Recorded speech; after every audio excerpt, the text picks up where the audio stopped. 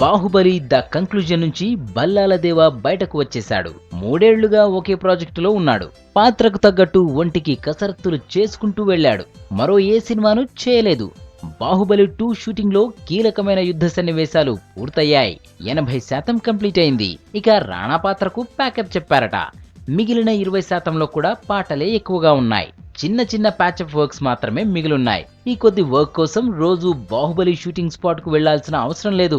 అడపా దడపా వెళితే సరిపోతుందట. బల్లాల దేవగా హీరోకు సమాన స్థాయిలో చెలరేగిన రాణాకు 3 ఏళ్లలో 30 సినిమాలకు రావాల్సిన మైలేజ్ అయితే వచ్చేసింది. వరల్డ్ వైడ్ పాపులారిటీ కూడా సంపాదించుకున్నాడు. బాహుబలిలో రెగ్యులర్ షూటింగ్ లేకపోవడంతో రాణా నెక్స్ట్ ప్రాజెక్ట్ పై దృష్టి పెట్టాడట.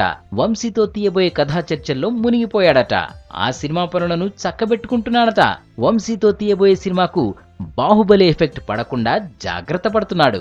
ప్రేక్షకులు బల్లాల దేవ రేంజ్లోనే ఆలోచిస్తే కష్టమని, అందుకే కథ విషయంలో మరిన్ని జాగ్రత్తలు తీసుకుంటున్నారట.